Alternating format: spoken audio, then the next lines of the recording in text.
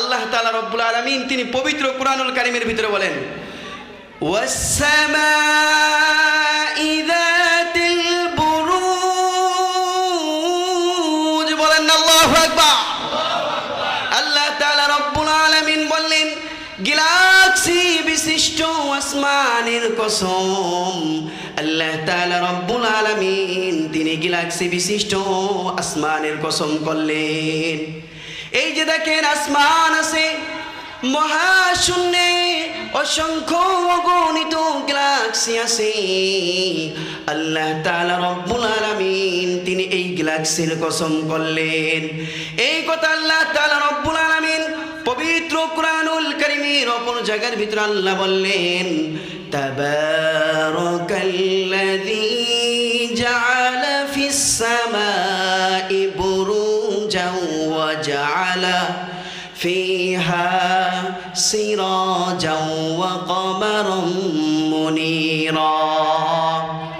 আল্লাহ তাআলা রব্বুল আলামিন বললেন, বরকতময় সুমহান সেই সত্তা যিনি আসমানের মধ্যে গ্যালাক্সি সৃষ্টি করেছেন, আর তিনি তোমাদের জন্য এই গ্যালাক্সির ভিতরে সূর্যকে তেজোদ্দীপ্ত বাতি আর চন্দ্রকে তোমাদের জন্য তিনি দীপ্তমান বানিয়েছেন। বলেন না সুবহানাল্লাহ। এই কথা ঘোষণা করলেন কে? কথা বলেন আল্লাহ তাআলা। এখন আসেন আপনাদেরকে একেবারে গ্রাম্য ভাষায় আমি একটু বুঝিয়ে দেই বুরুজ কি। বুরুজ হলো, আমরা এখন আছি মাদারীপুর জেলা শিবচর থানা রাজাচর আসগর হাওলাদার কান্দি মিনারা মাদ্রাসার পাশে স্টিল ব্রিজ সংলগ্ন এইখানে আপনার আর আমার বসবাস। কথা বলেন, কথা ঠিক আছে তো? এরপরে গ্যালাক্সি কি? আল্লাহ যে গ্যালাক্সির কসম করলেন, গ্যালাক্সি কি? এই গ্যালাক্সি এর ভিতরে আসে সৌরজগৎ, আর এই সৌরজগৎ কি? এর ভিতরে বসবাস করে গ্রহ, উপগ্রহ, তারকা পুঞ্জ। স্কুল কলেজে যেই সমস্ত ভাইরা পড়ে, দেখেন আল্লাহর কুরআন কতটা সায়েন্টিফিক, আল্লাহর কুরআন কতটা বিজ্ঞানময়। যে এই যে আমাদের সৌরজগৎ, এই সৌরজগতের ভিতরে বসবাস করে তারকা, রাজি, নক্ষত্র, পুঞ্জ, নেহারিকা, ধূমকেতু, উল্কা। আর আমাদের এই যে যে পৃথিবী আমরা দেখতেছি সৌরজগৎ, এই সৌরজগতের অর্থাৎ পৃথিবীর ভিতরে শুধুমাত্র আমরাই থাকি না, এই সৌরজগতের ভিতরে আমাদের বাইরে অনেক গ্রহ, উপগ্রহ আছে কি না? এই কথা বলেন, আছে। আমাদের পৃথিবীর বাইরে 8টা উপগ্রহ আছে। কথা বলেন, কয়টা? 8টা। এটা আপনারা ছোট্টবেলায় পড়েছেন। বুধ, এরপরে বৃহস্পতি, বুধ, শুক্র, পৃথিবী, বৃহস্পতি, মঙ্গল, শনি, ইউরেনাস, নেপচুন। পড়েছেন তো এগুলা? আপনারা ছোট্টবেলায় এগুলা পড়েছেন। ওই যে এক ভাই বলেছে, তার মানে পড়েছে। তো এই যে দেখেন এর বাহিরে এই যে আমরা চাঁদ দেখি না, এই চাঁদটা এটা পৃথিবীর একটা উপগ্রহ। কথা বলেন, কি গ্রহ? উপগ্রহ। এরপরে এই সৌরজগতের মূল কেন্দ্রে বসবাস করে সূর্য। কি বসবাস করে? কথা বলেন, সূর্য। আলোচনা মনে হয় ওরকম ভাবে বুঝতে পারতেছেন না, বুঝবেন যারা ওই আয়াতের তাফসির বুঝেছে তারা আলোচনাটা একটু ভালোভাবে বুঝবেন। তো মোহতারাম হাজরিন, এই যে যে সৌরজগৎ, এই সৌরজগতের একটা গ্যালাক্সি, এরপরে সৌরজগৎ, এই সৌরজগতের একেবারে সংকীর্ণ জায়গায় আপনার আর আমার বসবাস। তো মোহতারাম হাজরিন, এই যে পৃথিবীটা কত বড় এটা কি আপনার জানা আছে?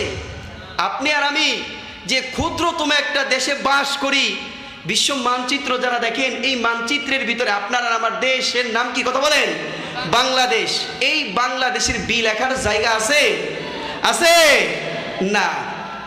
এই বাংলাদেশের তুলনায় আমাদের পার্শ্ববর্তী দেশ ইন্ডিয়া কত বড় জানেন? 30 গুণ বড়। কথা বলেন, কয় গুণ? 30 গুণ। কানাডা, আমেরিকা নাম শুনছেন? এগুলা বাংলাদেশের তুলনায় 90 থেকে 100 গুণ বড়।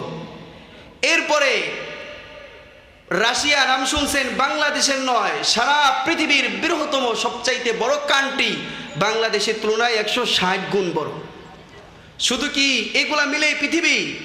পৃথিবীতে এরকম ভাবে 250 পরিমাণ দেশ আছে। এগুলা নিয়ে কি পৃথিবী? পৃথিবী হলো এই পৃথিবীতে 3 ভাগ পানি আর 1 ভাগ মাটি, এটা মিলিয়ে কি কথা বলেন পৃথিবী। এই যে প্রশান্ত মহাসাগর নাম শুনছেন তো, এই প্রশান্ত মহাসাগরের আয়তন কত জানেন? এই প্রশান্ত মহাসাগরের আয়তন হলো 16,57,24,000 বর্গ কিলোমিটার। বলেন আল্লাহু আকবার। আটলান্টিক মহাসাগরের আয়তন হলো 8,24,00,000 বর্গ কিলোমিটার। বলেন আল্লাহু আকবার।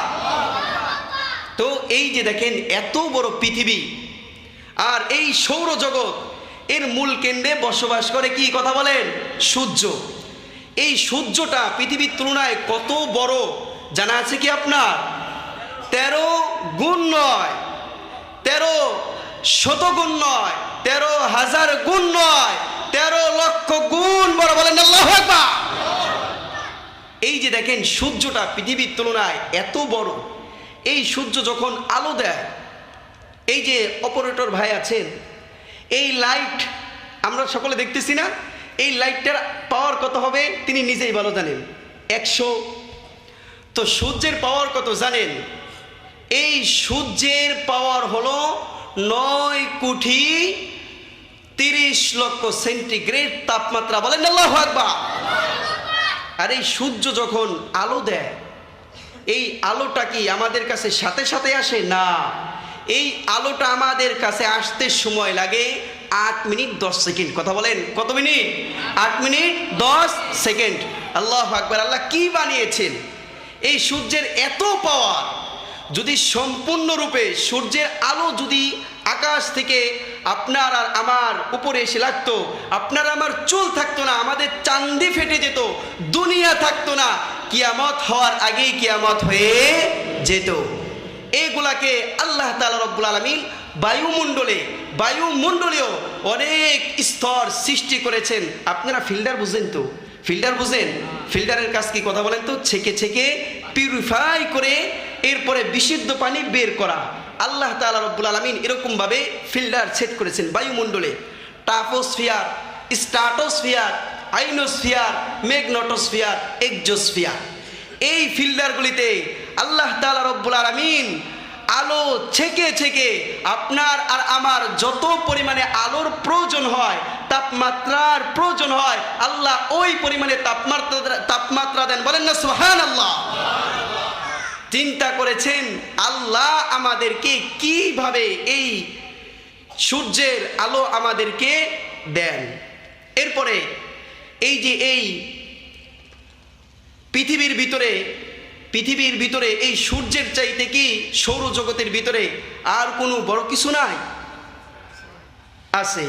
সেটা কি? এই যে আমরা যে পৃথিবীর সমান 13 লক্ষ গুণ সূর্য বড়, এরকম সায়েন্সে বিজ্ঞানীরা বলে, যারা সায়েন্স নিয়ে পড়ালেখা করে এরা এই বিষয় ভালো জানে, যে এই যে আজকে আকাশে তারকা উঠছে নাকি, এই এক একটা তারকা কত বড় জানেন? এরকম 13 লক্ষ সূর্য নয়, এরকম বড় বড় 50 কোটি সূর্য একটা তারা তার পেটের ভিতরে ভরে নিতে পারে। বলেন আল্লাহু আকবার। চিন্তা করেছেন আল্লাহ কি সৃষ্টি করেছেন? আল্লাহু আকবার। তো মুহতারাম হাজরিন, এই যে আল্লাহ যে বুরুজের কসম করলো, অর্থাৎ এই যে গ্যালাক্সির কসম করলো, কি জন্য করলো, এখন আমরা এই আলোচনা শুনবো ইনশাআল্লাহ। মনোযোগ আছে তো আপনাদের আলোচনা শোনার মতো? আল্লাহ তাআলা রব্বুল আলামিন বলল, ওয়াস-সামাই যাতিল বুরুজ। আল্লাহ তাআলা রব্বুল আলামিন বললেন গ্যালাক্সি বিশিষ্ট আসমানের কসম। আল্লাহ পরের আয়াতের ভিতরে বললেন ওয়াল ইয়াউমিল মাউউদ।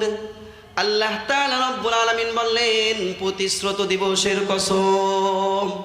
ইয়াউমুল মাউউদ বলতে আল্লাহ তাআলা রব্বুল আলামিন তিনি এইখানে কিয়ামতের দিবসকে উদ্দেশ্য করেছেন, অর্থাৎ কিয়ামত একদিন হবে। কাফের মুশরিকরা আল্লাহর রাসূলকে গিয়ে জিজ্ঞাসা করত যে হে মুহাম্মদ, তুমি যে কিয়ামতের কথা বলো, ওই কিয়ামত কবে হবে? তাআলা রব্বুল আলামিন তখন বললেন, ইয়াসআলুকান নাসু আনিস সাআহ। আল্লাহ বললেন, ও নবী আপনি কাফির মুশরিকদেরকে বলে দেন, যখন তারা আপনার কাছে সেই মহা প্রলয়ের কথা যখন আপনাকে জিজ্ঞাসা করে, আপনি তখন তাদেরকে জবাব দেন, কুল ইন্নামা ইলমুহা ইনদাল্লাহ। আপনি তাদেরকে জবাব দেন, কিয়ামতের সেই মহাপলায়নকারী ঘটনা একজন ছাড়া কেউ জানে না। কথা বলেন, যিনি জানে তিনি কে? আল্লাহ ছাড়া আর কেউ জানে না। ফেরেশতা হযরত ইসরাফিল আলাইহিস সালাতু ওয়াস সালাম তিনি যখন সিংহায় ফু দিবেন, এই কথা আল্লাহ তাআলা রব্বুল আলামিন পবিত্র কোরআনুল কারীমের ভিতরে সূরা ইয়াসিনের ভিতরে বললেন, وَنُفِخَ فِي الصُّورِ فَإِذَا هُمْ مِنَ الْأَجْدَاثِ إِلَى رَبِّهِمْ يَنسِلُونَ।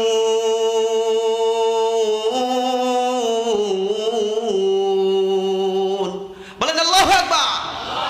আল্লাহ তাআলা রব্বুল আলামিন তিনি এখানে বললেন, যখন সিংহায় ফু দেওয়া হবে, মানুষগুলা তখন তাদের কবরের ভিতর থেকে উঠবে, আর কবর থেকে উঠে তখন তারা তাদের রবের দিকে দৌড়ানো আরম্ভ করবে আর বলবে, ক্বালু ইয়া ওয়াইলানা মান বা'সানা মিন মারকাদিনা। মানুষ তখন বলবে, দুর্ভোগ, আফসোস, আমাদের কবরের ঘুম ভাঙায়া কবর থেকে কে আমাদেরকে উঠালো? তখন গায়েব থেকে আওয়াজ আসবেন, হাযা মা ওয়া'দার রহমান। তখন আল্লাহ তাআলা রব্বুল আলামিন বলবেন, এটা হলো তোমাদের রহমানের ওয়াদা করা দিন। এই যে কিয়ামত হবে, কথা বলেন, এটা মালিক কি আমাদেরকে ওয়াদা করেছেন কি করেন নাই? এই কথা আল্লাহ সূরা ইয়াসিনের ভিতরে আমাদেরকে জানিয়ে দিলেন। তো চলেন, ওই যে আল্লাহ বলল ওয়াল ইয়াউমিল মাউউদ, প্রতিশ্রুত দিবসের কসম, আল্লাহ পরের আয়াতের ভিতরে বললেন, ওয়া শাহিদিন ওয়া মাশহুদ। আল্লাহ এখানে বললেন প্রত্যক্ষকারী এবং প্রত্যর্কিত বিষয়ের, দর্শক এবং যা দেখা হয় তার কসম। এই যে কয়টা আয়াত করছি, কথা বলেন, সূরা বুরুজ থেকে 3টা আয়াত। এই 3 আয়াতে আল্লাহ 4টা কসম করছে, কথা বলেন কয়টা? 4টা। 1 নাম্বার কসম হলো আল্লাহ আসমানের কসম করেছে, গ্যালাক্সির কসম করেছে। 2 নাম্বার আল্লাহ তাআলা কসম করেছেন কিয়ামত দিবসে। 3 নাম্বারে দর্শকের কসম করেছে। 4 নাম্বারে দৃশ্যের কসম করেছে। এখন এটা আপনাদের জন্য একটা ক্লাস, ভালো মতো শুনেন, কারণ এই যে এইখানে যে চাচাজান বসা আছে তার সামনে কথা বলার মতো সত্যি বলতে যোগ্যতা কিন্তু আমার না। তো এই যে যারা উলামায়ে কিরাম আছে, যখন কোরআনে তিলাওয়াত করা হয় তারা অর্থ বোঝে, নামাজের ভিতরে বড় তিলাওয়াত হইলে তাদের আনন্দ লাগে। আর যারা আমরা তিলাওয়াত বুঝি না, অর্থ বুঝি না, আমরা চিন্তা করি ইমাম সাহেব কি জন্য সূরা শেষ করে না, রুকুতে যায় না। কথা বলেন, আমরা এমন বলি কি বলি না? এই জন্য এখন শুনেন, যখন আপনার মসজিদে ইমাম সাহেব পড়বে নামাজের ভিতরে, ওয়াস-সামাই যাতিল বুরুজ ওয়াল ইয়াউমিল মাউউদ ওয়া শাহিদিন ওয়া মাশহুদ, তখন শুধুমাত্র তেলাওয়াত শুনবেন আর শুনবেন, আর এই অর্থকে খেয়াল করবেন। পারবেন তো ইনশাআল্লাহ? আল্লাহ আমাদের সকলকে কবুল করুক, সকল বলে আল্লাহুম্মা আমিন। তো এই যে আল্লাহ যে 4টা কসম করছে, কি জন্য আল্লাহ কসম করলো জানার দরকার আসেনি? আল্লাহ এই যে কসম করলো, এই কসম করে আল্লাহ এই কুরআনুল কারীমের ভিতরে এমন একটা ঘটনার কথা আল্লাহ আমাদেরকে জানিয়েছেন, বলেছেন, যেই ঘটনা শুনলে মুমিনের শরীরের লোম দাঁড়িয়ে যায়। এত ভয়াবহ বিভৎস একটি ঘটনা আল্লাহ আমাদেরকে শুনিয়েছেন। এই ঘটনাটা হলো আমাদের প্রিয় নবীজি রাসূলুল্লাহ সাল্লাল্লাহু আলাইহি ওয়াসাল্লামের জন্মের 70 থেকে 90 বছর পূর্বে। ঘটনাটা ঘটেছে নাজরানে। এই নাজরানের ভিতরে একজন জালিম শাসক ছিল। এই শাসকের একজন জাদুবিদ্যা করে এরকম ফকির চেনেন তো, এরকম একজন সাধু ছিল, একজন জাদুকর ছিল। উনি এই বাদশার হয়ে, বাদশার নিয়ন্ত্রণে, বাদশার দেশের ভিতরে যত পরিমাণে মানুষরা ছিল এদেরকে জাদু করত। কি জন্য জাদু করত? যেন এরা বাদশার কথার অবাধ্য না হয়, বাদশার কথা শুনে। এই জাদুকর একদিন বাদশার কাছে গিয়া বলল, ও বাদশাহ, আমি তো বয়সের ভারে আমি বৃদ্ধ হয়ে গেছি, না জানি আমি কখন মৃত্যুবরণ করি।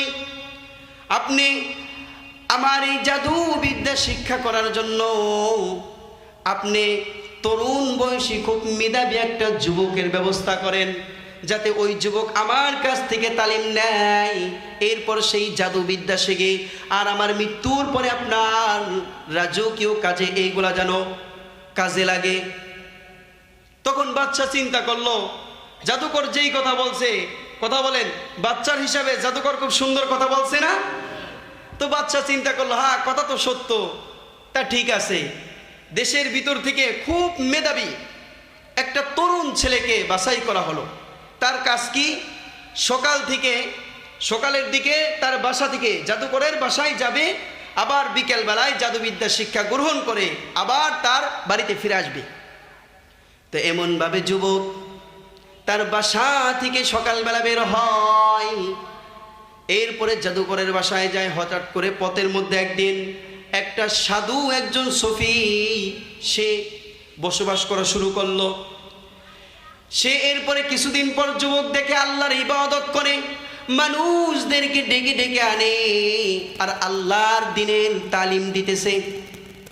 তো যুবক চিন্তা করলো, দেখি এই সুফি সাধক কি বলে। প্রত্যেক দিন এই যে জাদুকরের বাসায় যাবার সময় ওই সাধুর কাছে গিয়া তার দ্বীনের দাওয়াতের কথা শুনে, আল্লাহর কথা শুনে। এখন যুবকের শুনতে শুনতে একটা সময় ওই কথাগুলো অন্তরের ভিতরে গেঁথে গেল, তার শুনতে খুব মজা লাগতেছে। তখন সে চিন্তা করতেছে, এই যে সুফি সাধক যেই কথা বলে, যেই রবের দাওয়াত দেয়, তার রবে কি সঠিক, নাকি আমি যেই জাদুকরের কাছে যাই, জাদুকর আমাকে যেই দাওয়াত দেয়, নাকি এইটাই সঠিক? সে খুব দ্বিধা দ্বন্দ্বের ভিতরে আছে। তো হঠাৎ করে একদিন যাইতেছে, যাবার সময় এখন পথিমধ্যে দেখতেছে একটা হিংস্র জানোয়ার পথ আটকে বসে আছে।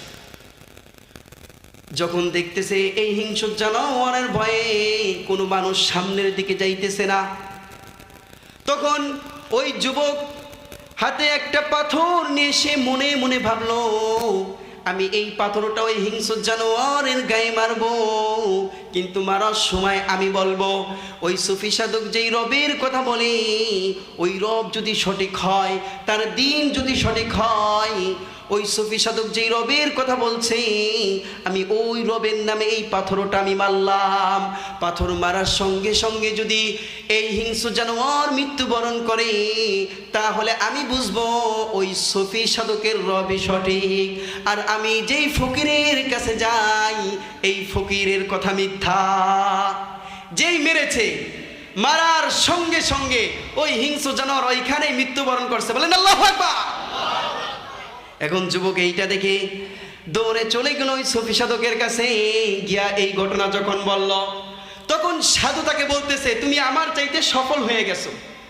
যখন এই কথা বলছে, এখন যুবক বলতেছে, আমি আর দেরি করতে চাই না, এই রবের কথাই সঠিক, সুতরাং আমি কালিমা পড়ে এখনই মুসলমান হয়ে গেলাম। বলেন না আল্লাহু আকবার। যখন সে কালিমা পড়ে মুসলমান হয়েছে, এই পরিমাণে আল্লাহর ইবাদত করে, আল্লাহর ইবাদত বন্দেগী করতে করতে আল্লাহর এত পরিমাণে নৈকট্য লাভ করছে, যুবক এখন যখন কোনো হাত উঠায় কোনো অন্ধ মানুষ চোখে দেখতে পায় না, যখন এমন কোন লোকের জন্য দোয়া করে, দোয়া করার সঙ্গে সঙ্গে আল্লাহ তাআলা ওই অন্ধের চোখের জ্যোতি ফিরাইয়া দেয়। বলেন আল্লাহু আকবার। এরপরে এই যুবক যদি কোনো রোগীর জন্য দোয়া করে, দোয়া করার সঙ্গে সঙ্গে আল্লাহ তাআলা রব্বুল আলামিন ওই রোগীকে রোগ থেকে মাফ করে দেন। সুবহানাল্লাহ, জোরে কইবেন না? যখন এমন ঘটনা ঘটতেছে, ঘটনাক্রমে ওই বাদশার দরবারে একজন মন্ত্রী ছিল, সে অন্ধ, চোখে দেখতে পায় না। তো ওই মন্ত্রীর কানে এই খবর গেছে, অমুক এলাকায় একটা যুবক আছে, ওই যুবক যদি দোয়া করে তাহলে আল্লাহ অন্ধর চোখের, অর্থাৎ তারা তো আল্লাহ বুঝে না, যুবক যদি দোয়া করে তাহলে অন্ধ ভালো হয়ে যায়। তো মন্ত্রী শোনার পরে রাজপ্রাসাদ থেকে দামি উপহার নিছে, দামি উপঢৌকন নিয়েছে, এরপরে চলে গেছে যুবকের কাছে, গিয়া যুবককে বলতেছেন, ও যুবক, তুমি আমার চোখের যদি ফেরায় দাও, তুমি যদি আমার চোখের যদি ফেরায় দিতে পারো, আমি যে উপহার উপঢৌকন নিয়ে আসছি এই সকল উপহার আমি তোমাকে দিয়ে দেব।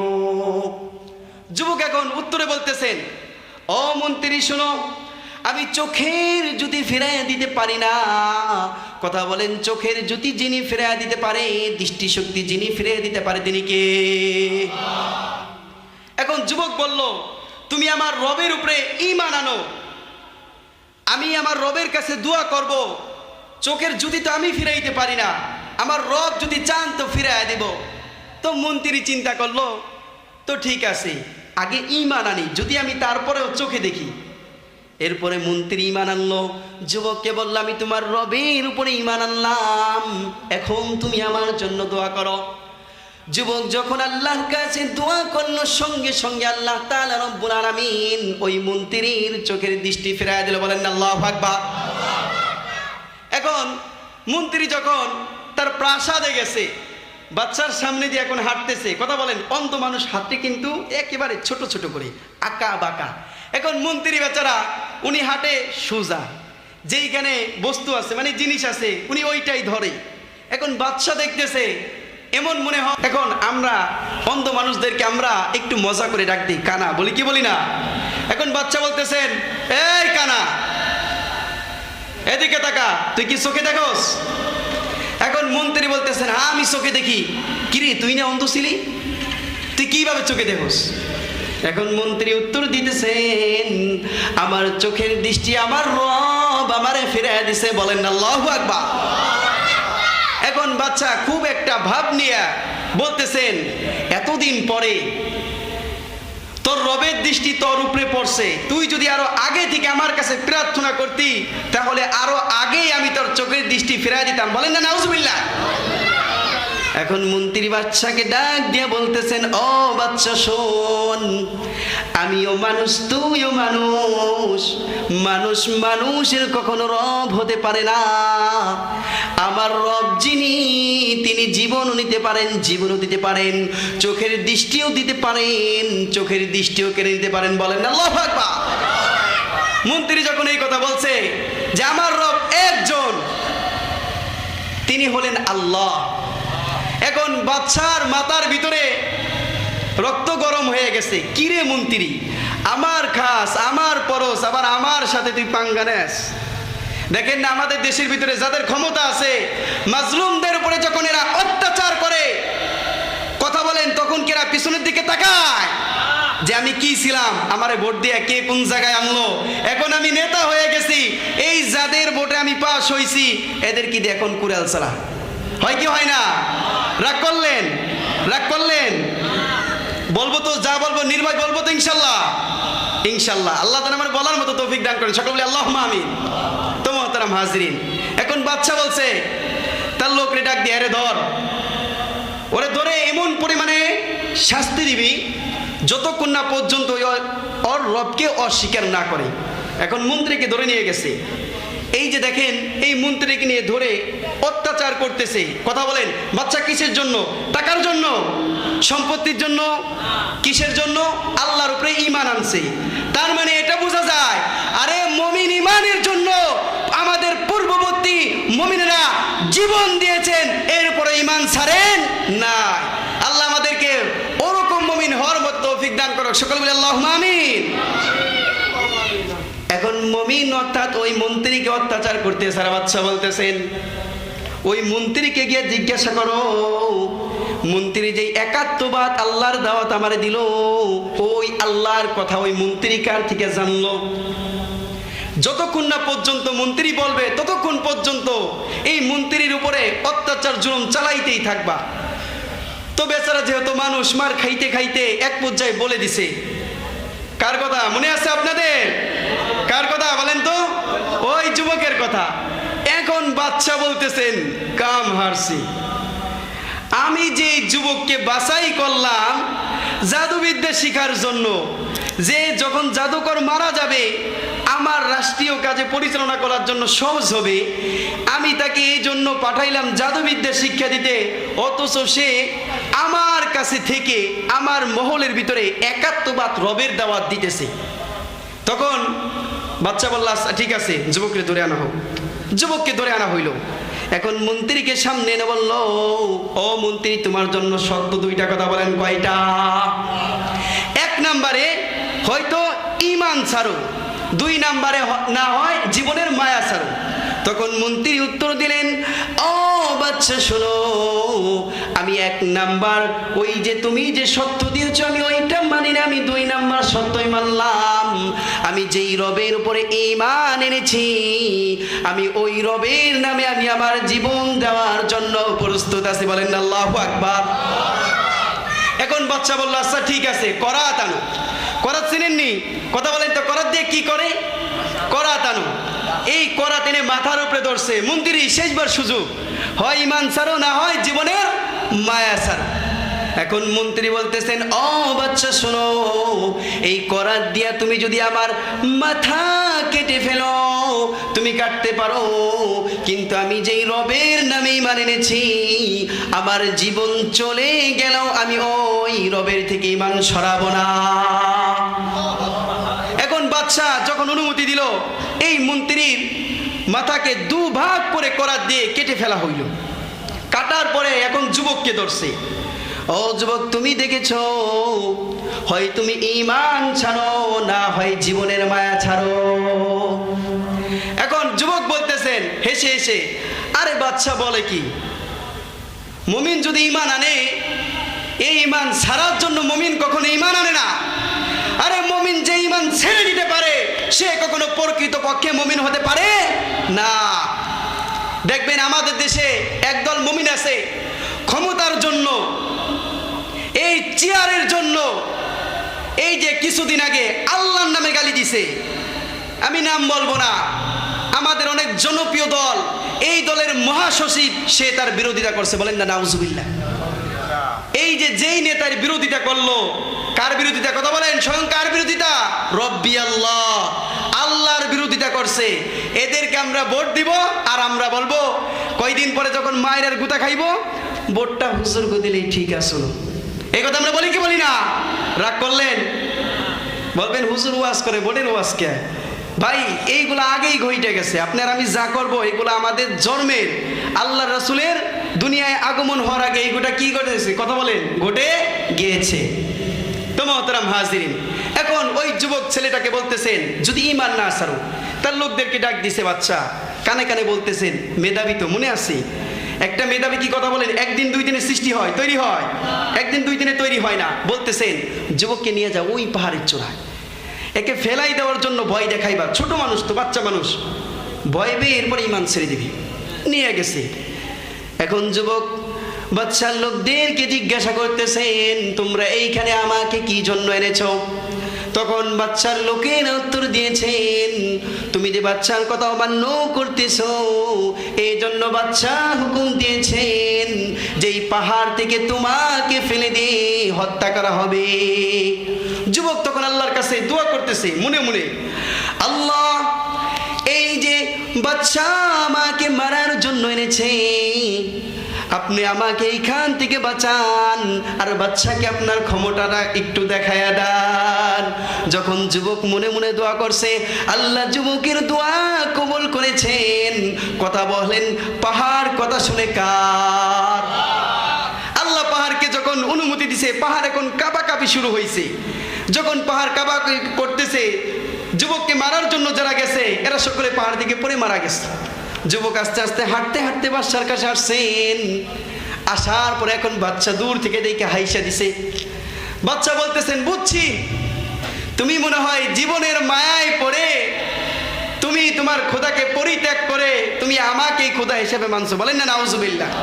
যুবক ছেলেটা হেসে হেসে বলতেছেন, বলদ বাচ্চা কি কয়, ও বাচ্চা তুমি খবর নিয়ে দেখো, তুমি আমাকে মারার জন্য যাদেরকে পাঠাইছো এরা মরে গেছে, আর আমাকে যিনি ফিরে এনেছেন, কথা বলেন তিনি কে? এখন বাচ্চা আরো রাগান্বিত হয়ে গেছে, তার আরো কিছু লোকদেরকে ডাক দিয়ে বলতেছেন, যুবককে ওই সমুদ্রের ভিতরে নিয়ে যাও, নিয়ে গিয়ে ওই মা সমুদ্রে তাকে ফেলে দিবা। কারণ সমুদ্র, এই দেখেন সমুদ্র কতটা ভয়ঙ্কর, আগে পদ্মা সেতু হয় নাই, পদ্মা নদী দিয়ে যখন গেছেন একটু বাতাস আসছে বর্ষাকালের দিনে, কথা বলেন পদ্মার ভিতর দিয়ে যাতায়াত কি সহজ ছিল? ভয় পাইছেন তো? তো দেখেন গভীর সমুদ্র কতটা ভয়ঙ্কর। তো তখন যুবককে নিয়ে গেছে, নিয়ে যাওয়ার পর যুবক আবার আল্লাহর কাছে মনে মনে দোয়া করতেছেন, আল্লাহ এদের থেকে আমাকে বাঁচায়া তুমি তোমার ক্ষমতা বাদশাকে আবারও দেখায়া দাও। যখন যুবক দোয়া করছে আল্লাহ যুবকের দোয়া কবুল করছেন। কথা বলেন, পানি কথা শুনে কার? ঢেউ কথা শুনে কার? জলোচ্ছ্বাস কথা শুনে কার? এই আল্লাহ যখন হুকুম দিছে যুবককে মারার জন্য যারা গেছে সকলে মৃত্যুবরণ করছে, আল্লাহ কি করছেন? যুবককে পানির ঢে ভাসায় ভাসায় আবার তীরে নিয়ে আসছে, বলেন না সুবহানাল্লাহ। এরপরে যখন বাচ্চার কাছে ফিরে আসছে, বাচ্চার কাছে ফিরে আসার পরে বাচ্চা আবার দেখে বলতেছে, বুঝছি মনে হয় জীবনের মায়ায় পরে এইবার ভালো হয়ে গেছো। যুবক আবার বলতেছেন, এই বাচ্চা কি কয়? বাচ্চা বলে কি, আরে মমিন যে মমিনকে বাঁচায় কি, কথা বলেন। এই যে উলামা ইকরামদেরকে আল্লামা মামুনুল হক সাহেব রে টর্চার তো কম করে নাই, কোনো দলের নাম কম না, মায়ের কি কম দিছে? হুজুর যখন বের হইছে সাইকুল হাদিস ইবনে সাইকুল হাদিস হুইল চেয়ার দিয়ে বের হইছে, কথা বলেন, তারে বাঁচাইছে কে? তো এই যে দেখেন এরকম ভাবে যখন বাঁচাইছে, তো এখন যুবক বলতেছেন মুমিনকে আল্লাহ যদি না মারেন কেউ মারতে পারে না, কারো ক্ষমতা নাই। এখন বাচ্চা আরো রাগান্বিত হয়ে গেছে। এখন যুবক বলতেছে, আচ্ছা ঠিক আছে বাচ্চা, আপনি কি আমাকে মারতে চান? তাহলে আমি আপনাকে 3টা সত্য দিব, এই সত্য 3টা আপনি যদি মানতে পারেন তাহলে আপনি আমাকে মারতে পারবেন, আর না মানলে পারবেন না। তো বাচ্চা বলে আচ্ছা ঠিক আছে। বাচ্চা যখন এই কথা বলছে, তোমার সত্য বলো। বাচ্চা এখন যুবক বলতেছেন, 1 নাম্বার সত্য, এই দেশের যত মানুষ আছে সকল মানুষকে একত্রিত করতে হবে, এই এক জায়গায় চাপাতে হবে। 2 নাম্বার হলো ওইখানে একটা স্টেজ তৈরি করতে হবে। 3 নাম্বার হলো আপনি আমাকে যখন তীর মারবেন তখন বলবেন বিসমিল্লাহি রব্বি হাযাল গোলাম, মানে আমি এই রবের নামে তীর মারলাম। দেখছেন যুবক তো মেধাবী, দেখছেন কি মেধা, মেধা কারে বলে? কারণ এখন কেউ বলবেন যে হুজুর বললেন একটা দেশের মানুষকে একটা বাদশা চাপানো কি এত সহজ? কারণ মনে যদি এমন প্রশ্ন থাকে তাহলে বলেন তো, এই যে বর্তমান বাংলাদেশে যে অন্তর্বর্তীকালীন সরকার আছে ডক্টর মোহাম্মদ ইউনূস, উনি যদি বলে আগামীকাল বৃহস্পতিবার 2026 সালের 1 তারিখে, জানুয়ারি মাসের 1 তারিখে সকল বাংলাদেশের মানুষদেরকে কিংবা মাদারীপুরের মানুষদেরকে শাহবাগে আসতে হবে, যদি না আসে যাদের বাড়িতে, যাদের ঘরে, যাদের জমিতে যেইখানে পাওয়া হবে ওইখানে ক্লোজ ফায়ার। কথা বলেন, মানুষ যাবে কি যাবে না? গাড়ি পাবে, এরপরে যাবে, পদ্মা সেতু ভরাট হবে, ট্রলার ভরাট হবে, নদী ভরাট হবে, মানুষ এরপরে চর দিয়ে ওই পানি দিয়ে হাতড়িয়ে সাঁতরিয়ে এরপরে পার হবে। কথা বলেন, হবে কি হবে না? আর যদি পার না হয় তাহলে কি? কথা বলেন, ক্লোজ ফায়ার। তখন কথা মানবে কি মানবে না? ঠিক এমন বাচ্চা যখন বলছে সকল মানুষ একত্রিত হয়েছে, যুবককে এখন একটা ওই মঞ্চের উপরে উঠানো হয়েছে, যেই মঞ্চটা বানানো হয়েছিল। এখন বাচ্চা যখন ওই যুবকটাকে তীর মারবে, মারার সময় বাচ্চা বলল বিসমিল্লাহি রব্বি হাযাল গোলাম, এই বলে যখন জনসম্মুখে তীরটা মারল, যুবকের এই কান বরাবর আসলো। কান বরাবর আসার পরে যুবকটা সঙ্গে সঙ্গে কানের উপরে হাত দিয়ে কালেমা পড়তে পড়তে মৃত্যুবরণ করলো। যখন যুবক মৃত্যুবরণ করলো, ওইখানে থাকা যত উপস্থিত মানুষ ছিল সকল মানুষ বলতে লাগলো, হাইরে এই বাচ্চা যুবককে মারার জন্য কত চেষ্টা করলো কিন্তু মারতে পারলো না। কিন্তু যখন বাদশা যুবকটাকে মারলো। যুবক যেই কথা বলল যে এই গোলামের রবের নামে আমি তীর মারলাম, এই কথা বলার সঙ্গে সঙ্গে যুবকের মৃত্যু হইল। তার মানে বাদশা আমাদের খোদা না, বাদশা আমাদের রব না। যেই রবের কথায় যুবকের মৃত্যু হয়েছে ওই রবই আমাদের রব। বলেন আল্লাহু আকবার। যেইখানে কোনো মাজলুম মুমিন দ্বীনের জন্য জীবন দেন, ওই স্থান আল্লাহ তাআলা রব্বুল আলামিন দ্বীনের জন্য উর্বর ভূমি করে দেন। তো ওই সকল মানুষ কালিমা পড়ে মুসলমান হয়ে গেল। এখন বাদশা চিন্তা করতেছেন, হাইরে কি হলো, একজনকে মারলাম এই দিনের দাওয়াত দেওয়ার জন্য, একজনকে মারলাম এই একাত্মবাদ রবের দাওয়াত থামানোর জন্য, কিন্তু এই যুবক এমন কাজ করলো যে একজনকে মারলাম একজনের যায়, আবার দেশের ভিতরে যত মানুষ ছিল সকলে তো ঈমান এনে ফেলেছে। এখন বাচ্চা বলতেছে আচ্ছা ঠিক আছে, তার লোকদেরকে এইখানে গর্ত খনন করো। কথা বলেন, কি করতে বলছেন? এইখানে গর্ত খনন করলো। এখন ওই গর্ত খনন করে কি করবে? এই গর্ত খনন করে ওইখানে আগুন জ্বালাও। আল্লাহ তাআলা রব্বুল আলামিন তিনি এই কথাই বললেন, কুতিলা আসহাবুল উখদুদ। আল্লাহ তাআলা রব্বুল আলামিন বললেন ধ্বংস তাদের জন্য, ধ্বংস কাদের জন্য? আল্লাহ বললেন আসহাবুল উখদুদ, গর্তওয়ালাদের জন্য। আন্নারি যাতিল ওয়াকুদ, যারা ওই গর্তের ভিতরে ইন্ধনের আগুন জ্বালিয়েছিল। ইযহুম আলাইহা কুউদ, আগুন জ্বালিয়ে তারা তার কিনারায় বসেছিল। তো এই যে যখন বাদশা বলল গর্ত খনন করার জন্য, এরপরে এর ভিতরে আগুন জ্বালানোর জন্য, যখন আগুন জ্বালানো হলো সকল মুমিনদেরকে বলা হলো হয়তো ঈমান ছাড়ো, না হয় জীবনের মায়া ছাড়ো। যখন এই কথা বলল সকল মুমিন এক বাক্যে বলল আমরা যেই রবের নামে ঈমান এনেছি, আমরা আমাদের জীবন দিতে রাজি আছি, কিন্তু আমরা ওই রবের প্রতি যেই ঈমান এনেছি এই ঈমান আমরা ছাড়বো না। বলেন আল্লাহু আকবার।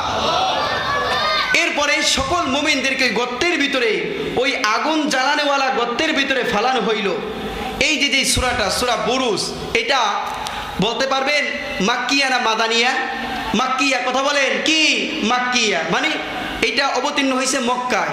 নবী সাল্লাল্লাহু আলাইহি ওয়াসাল্লাম যখন মক্কায় ছিল তখন মারামারি বেশি ছিল না কম? কাটাকাটি বেশি ছিল না কম? যখন সাহাবায়ে কিরাম মাইর খায় তখন আল্লাহ এই সূরা নাজিল করে সাহাবায়ে কিরামদেরকে জানাইলো, আরে তোমরা আবু জাহেল আর উকবার কি না মাইর খাও? আরে তোমাদের পূর্ববর্তী মুসলমানদের মাথার উপরে করাত রাখা হয়েছে, এরপরে ঈমানের কথা বলা হয়েছে, তাদেরকে শহীদ করা হয়েছে, কিন্তু তারা শহীদ হয়েছে এরপরেও তারা ঈমান ছাড়ে নাই। বলেন আল্লাহু আকবার। সাহাবায়ে কিরামদেরকে সান্ত্বনা দিছে আল্লাহ এই সূরা বলে।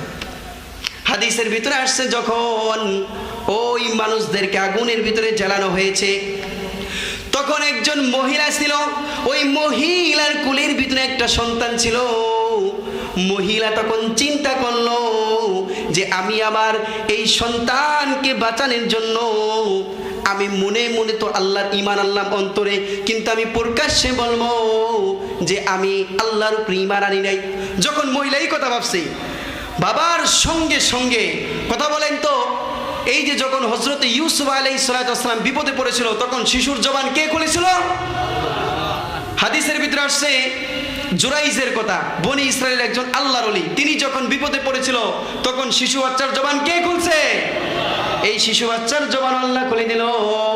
শিশু বাচ্চা বলল, ও আমার মা, এই যে আগুন দেখতেছো তুমি এই আগুনের ভিতরে ঝাঁপ দিবে আর কাফির মুশরিকরা তোমাকে দেখে আসবে, কিন্তু তুমি যে আগুন দেখতেছো তুমি ঝাঁপ দেওয়ার সঙ্গে সঙ্গে তোমাকে আল্লাহ তাআলা রব্বুল আলামিন জান্নাত দিয়ে দিবেন। যখন এই কথা বললো ওই মহিলা সঙ্গে সঙ্গে ওই আগুনের ভিতরে ঝাঁপ দিয়ে দিল।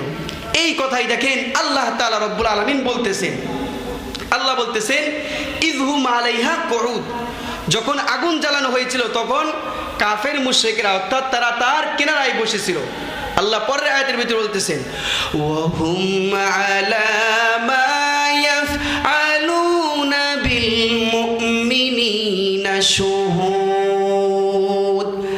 আল্লাহ তাআলা রব্বুল আলামিন বলতেছেন এই যে মুমিনদেরকে আগুনে তারা পুরাইলো, আগুন দিয়ে তারা জ্বালাইলো, এদের অপরাধ কি?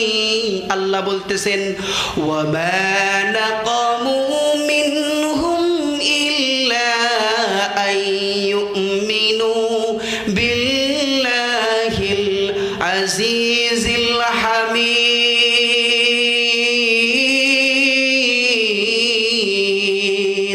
বলেন আল্লাহু আকবার। আল্লাহ তাআলা রব্বুল আলামিন বললেন এই মুমিনদেরকে এই যে তাদেরকে কাফের জালেমগুলা জ্বালাইলো তাদের অপরাধ কি? আল্লাহ বললেন তাদের অপরাধ হইল একটাই, তারা প্রশংসিত পরাক্রমশালী আল্লাহর উপরে ঈমান এনেছিল, আল্লাহর উপরে বিশ্বাস স্থাপন করেছিল। এই জন্য কাফের মুশরিকেরা ওই মুমিনদেরকে আগুন দিয়ে জ্বালিয়েছিল। দেখছেন আল্লাহ বলল যে এদেরকে যে আগুন দিয়ে জ্বালাইলো এদের অপরাধ কি? এরপরে আল্লাহ আবারও জানায় দিল যে এরা কি অপরাধ করেছিল। এখন দেখেন এই যে ঘটনা শুনলেন, এখন একটু সান্ত্বনা নেন। আল্লাহ পরের আয়াতের ভিতরে বলতেছেন, আল্লাহ পরের আয়াতের ভিতরে বলতেছেন যে এই যে মুমিনদেরকে যে আগুন দিয়ে জ্বালিয়ে তারা পুড়িয়ে মেরেছে, আমরা যে ঘটনা শুনলাম, মুমিনদের কথা শুনলাম, এখন একটু সান্ত্বনা নেন। আল্লাহ বলতেছেন আল্লাযী লাহু মুলকুস সামাওয়াতি ওয়াল আরদ ওয়াল্লাহু আলা কুল্লি শাইইন শাহীদ। আল্লাহ তাআলা রব্বুল আলামিন বললেন এই নবমণ্ডল ভূমণ্ডলের ক্ষমতার মালিক কে? এই আল্লাহ তাআলা বললেন আমি সব কিছু দেখেছি। এরপর আল্লাহ বলতেছেন ইন্নাল্লাযীনা ফাতানুল মুমিনিনা ওয়াল মুমিনাত সুম্মা লাম ইয়াতুবু ফালাহুম আযাবু জাহান্নাম ওয়া লাহুম আযাবুল হারিক। আল্লাহ তাআলা রব্বুল আলামিন বললেন যারা মুমিন পুরুষ ও নারীদের উপরে নিপীড়ন করেছে, অত্যাচার করেছে, যারা মুমিনদের উপরে অত্যাচার করে, নিপীড়ন করে, জুলুম করে, এরা মৃত্যুর আগে যদি তাওবা না করে, আল্লাহ বললেন সুম্মা লাম ইয়াতুবু, অতঃপর তারা তাওবা করেনি, ফালাহুম আযাবু জাহান্নাম, তাদের জন্য আছে জাহান্নামের শাস্তি, ওয়ালাহুম আযাবুল হারিক, আর আছে দহন যন্ত্রণা। এই যে দেখেন স্পষ্ট ভাষায় বলে দিতে চাই, যারা আলেমদেরকে কষ্ট দিয়েছেন, যারা আলেমদের উপরে অত্যাচার করেছেন, যারা মুমিনদের উপরে অত্যাচার করেছেন, মৃত্যুর আগে যদি তাওবা না করেন তাহলে জায়গা হবে কি জান্নাত না জাহান্নাম? এই কথা কে বলছে? কথা বলেন। আল্লাহ এই পবিত্র কুরআনুল কারীমের ভিতরে আল্লাহ আমাদেরকে জানিয়ে দিয়েছেন। এরপরে আল্লাহ বলতেছেন ইন্নাল্লাযীনা আমানু ওয়া আমিলুস সালিহাত লাহুম জান্নাতুন তাজরি মিন তাহতিহাল আনহার। আল্লাহ পরে আমাদেরকে বলে দিতেছে যারা ঈমান আনে ও সৎ কর্ম করে তাদের জন্য আছে জান্নাত। বলেন না সুবহানাল্লাহ। কেমন জান্নাত? যার তলদেশ দিয়ে প্রবাহিত হয় নহর সমূহ। সুবহানাল্লাহ বলবেন না? আল্লাহ বলতেছেন জালিকাল ফাউজুল কাবীর, এটাই মহা সাফল্য। আরে দুনিয়ার ভিতরে 5টা ছেলে আছে, ইটালি পাঠাইছেন, এর নাম সাফল্য না। দুনিয়া আপনি এমপি হয়েছেন, মন্ত্রী হয়েছেন, এর নাম সাফল্য না। দুনিয়ার ভিতরে বড় চেয়ার পাইছেন, এর নাম সাফল্য না। দুনিয়ার ভিতরে আল্লাহকে ডাকবেন, মৃত্যুর পরে জান্নাত পাবেন, এটাই মহা সাফল্য। আল্লাহ বললেন জালিকাল ফাউজুল কাবীর। আপনারা কি আমার আলোচনা বুঝতেছেন? বুঝতেছেন তো? চলবে তো আলোচনা ইনশাআল্লাহ। এরপরে এই যে দেখেন আল্লাহ জানাইয়া দিল আপনাদেরকে, আমাদেরকে সান্ত্বনা দিল। কি সান্ত্বনা দিল? যারা এই যে অত্যাচার, নিপীড়ন, জুলুম সহ্য করে আল্লাহর ইবাদত করবে তাদের জন্য আল্লাহ কি রাখছে? কথা বলেন, জান্নাত রাখছে। এবার আসেন আল্লাহ আমাদেরকে ধমক দিয়া কিছু কথা বলছে। আল্লাহ বলতেছেন ধমকি স্বরূপ, হুঁশিয়ারি স্বরূপ আমাদেরকে বলতেছেন, ইন্না বাতুশা রাব্বিকা লাশাদীদ। আল্লাহ বলতেছেন নিশ্চয় তোমার পালনকর্তার পাকড়াও অত্যন্ত কঠিন। আল্লাহ বলতেছেন বান্দা ক্ষমতা পাইছো, মাতবরি করো, কাউরে চাইলে মাইরেও ভালো, কিন্তু জীবিত কি করতে পারো? আল্লাহ বলতেছেন ইন্না হু হুয়া ইউবদি ওয়া ইউঈদ। আল্লাহ বলতেছেন বান্দা আমার ক্ষমতার কথা শোনো, আমি আল্লাহ মারতেও পারি, মারার পরে আবার জীবিতও করতে পারি। আল্লাহ যে মারতে পারে এরপরে জীবিত করতে পারে, এর প্রমাণ কি? আপনার আমার কাছে ফোন আছে তো, এই যে দেখেন, এই যে টাচ ফোন আমাদের সকলের আছে, এই ফোনটা যদি নষ্ট হয় আমরা কার কাছে নিয়ে যাই? কথা বলেন কার কাছে? মেকার এই ফোনটাকে পার্ট টু পার্ট খুলে এরপরে আবার ঠিক করে দেয় কি দেয় না? মেকারের এই মেধার ভিতরে যেই জ্ঞান দিয়েছে, এটা কে দিয়েছে? কথা বলেন আল্লাহ দিয়েছেন। তো মুহতারাম হাজিরিন, ওই আল্লাহ যদি চান তো পারেন কি পারেন না? আল্লাহ পারেন। এই জন্য আল্লাহ বলল যে আমি কি করতে পারি, আমি মারতেও পারি, আবার আমি জীবিত করতে পারি। এরপরে দেখেন একজন কাফের আল্লাহর রাসূলের কাছে গিয়ে জিজ্ঞাসা করছে, মাইয়ুহিল ইযামা ওয়া হিয়া রমিম। কাফের গিয়ে জিজ্ঞাসা করছে নবীর কাছে, ও নবী, আমরা যখন মইরে যামু আপনি যে বলেন আমাদেরকে আল্লাহ জীবিত করবেন, আল্লাহ যে আমাদেরকে জীবিত করবেন, আমাদের সব কিছু আলাদা আলাদা হয়ে যাইব, তখন আমাদের এই পাঁচ পাট্টারগুলা কিভাবে একত্র করা হবে? তখন আল্লাহর রাসূল বললেন, কুল্লি ইউহীহাল্লাযী আনশাআহা আউওয়ালা মাররা। প্রথমবার বানাইছেন যিনি, পরের বার আবার শেষ হয়ে গেলে বানাবেন তিনি। আল্লাহু আকবার। প্রথমবার যে আমাদেরকে বানাইছে, শেষ হয়ে গেলে আবার কে বানাবে? তিনিই বানাবেন। এরপরে আল্লাহ বলতেছেন ওয়াহুয়াল গফুরুল ওয়াদুদ, তিনি ক্ষমাশীল প্রেমময়। জুল আরশিল মাজিদ, তিনি মহান আরশের অধিকারী। ফাআলুল লিমা ইউরিদ, তিনি যা চান তাই করতে পারেন। 1 2 3 4 5টা আয়াত গুনে গুনে এই 5টা আয়াতের ভিতরে আল্লাহ তার বরত্বের কথা জানালেন। আল্লাহ বললেন বান্দা আমার পাকড়া অত্যন্ত কঠিন। দ্বিতীয় আয়াতে বলল আমি মারতেও পারি, আবার জীবিত করতে পারি। তৃতীয় নাম্বার আয়াতে আল্লাহ বলল আমার প্রেম আছে, আমার ভালোবাসা আছে। চতুর্থ নাম্বার আয়াতে আল্লাহ বললেন যে আমি মহান আরশের অধিকারী। পঞ্চম আয়াতের ভিতরে আল্লাহ বললেন যে আমি যা চাই তা করতে পারি। এরপরে আল্লাহ তার রাসূলকে বলতেছেন, এ আমার হাবিব, হাল আতাকা হাদিসুল জুনুদ ফিরআউনা ওয়া সামুদ। আল্লাহ তাআলা রব্বুল আলামিন এইখানে বলল, হে হাবিব, আপনি কি ফিরআউন এবং সামুদের কথা শুনেন নাই? এই ফিরআউনকে কথা বলেন যে শায়েস্তা করছে, তিনি কে? আল্লাহ বলল, হে আমার হাবিব, এই যে ফিরআউনকে আমি তার দল বল সহকারে আমি তাকে যে শাস্তি দিলাম, এরপরে আমি সামুদকে আমি ধ্বংস করলাম। এই সামুদ জাতির নবী ছিল হযরত সালেহ আলাইহিস সালাতু ওয়াস সালাম। 9 গোত্রের 9 নেতা, এই 9 নেতা মিলে তারা চেষ্টা করছে যে নবী তারা হযরত সালেহ আলাইহিস সালাতু ওয়াস সালামকে হত্যা করবে, কিন্তু আল্লাহ সালেহ আলাইহিস সালাতু ওয়াস সালামকে বাঁচিয়ে এরপরে তাদেরকে আল্লাহ ধ্বংস করছেন। এরপরে আল্লাহ বলতেছেন, আমার হাবিব, আমি নমরুদকে ধ্বংস করছি। কথা বলেন, এই যে নমরুদকে ধ্বংস করছে ইব্রাহিম আলাইহিস সালাতু ওয়াস সালাম, কিংবা কোনো মানুষ যে করছে তিনি কে? এরপরে এই যে ফিরআউনকে ধ্বংস করছে মুসা নবী, তার কোনো কওম যিনি করছে, কথা বলেন তিনি কে? আল্লাহ এটা বলল, হে আমার হাবিব, আপনি শুনেন, আমি এত বড় বড় জালেমদেরকে আমি যদি তাদেরকে শাস্তি দিতে পারি, যেই সমস্ত জালেমেরা আমার জমিনের উপরে আসমানের নিচে আছে, আমি যদি চাই 1 নেরো সেকেন্ডের ভিতরে আমি এদেরকে শাস্তি দিতে পারি। কথা বলেন আল্লাহ পারে কি পারেন না? এরপরে আল্লাহ তাআলা রব্বুল আলামিন বলতেছেন, ওয়াল্লাহু মিন ওয়ারাইহিম মুহিত, বাল হুয়া ওয়াল্লাহু মিন ওয়ারাইহিম মুহিত। আল্লাহ বলতেছেন, বালিল্লাযিনা কাফারু ফি তাকযিব ওয়াল্লাহু মিন ওয়ারাইহিম মুহিত, বরং যারা কাফের তারা মিথ্যার উপর রত আছে। আর আল্লাহ তাআলা রব্বুল আলামিন কাফেরদেরকে চতুর্থ দিক থেকে পরিবেশ বেষ্টন করে রেখেছেন। এই যে আমি যে আলোচনা করলাম, সূরা বুরুজে আয়াত কয়টা কথা বলেন? 22টা।